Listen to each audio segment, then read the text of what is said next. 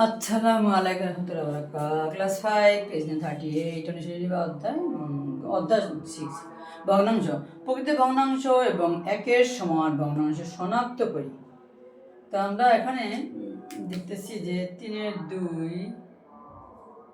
4-এর 4, 8-এর 5, 12-এর 13, 26-এর 7, 1-এর 1 বলছে প্রকৃত ভগ্নাংশ এবং একের সমান।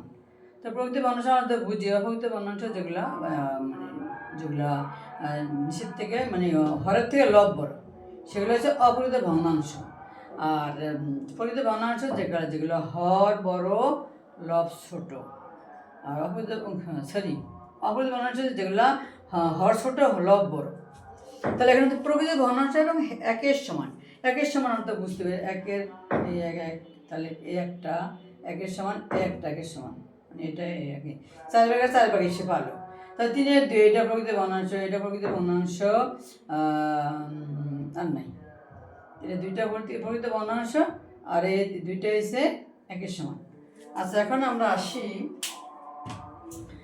বলছে যে ছোট থেকে বড় সাদা এবং প্রতীকের সাহায্যে প্রকাশ করি। তো আমরা সাজাইতে হলে আমরা বুঝতে এখানে দেখছি সংখ্যা, কিন্তু আমাদের ছোটো থেকে বড় কোনটা বড় বুঝবো কী করে? আমরা বুঝবো যে এটার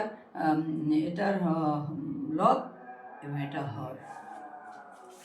কোনাকুনি আমরা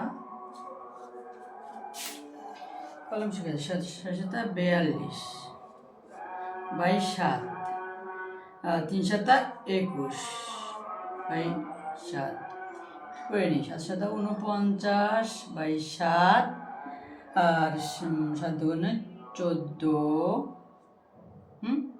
7 7 49, 7 দুগুণে 14, 7। এখন ও আমাদেরকে বলছে চিহ্নিত করতে সাহায্য করছে। এখন আমরা দেখবো যে কোনটা বড় বড় আমরা কীভাবে বুঝবো?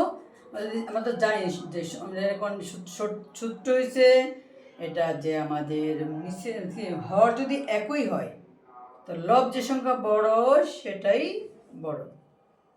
তার মানে কি 7-এ সে 42 অংশ পাইল আর সে পাইল 21 অংশ, 49 অংশ পাইল আর এই 14 অংশ পাইল 7-এর। তাহলে কি এটা বড় না? তাহলে বড়টা আমরা এইভাবে মেনশন করবো। এটা আমরা প্রতীকের সাহায্যে দেখা দিলাম যে কোনটা বড়। ভালো থাকো, হুজুরে শুরু করে দিছে শুক্রবার, ফ্রাইডে। আল্লাহ হাফিজ।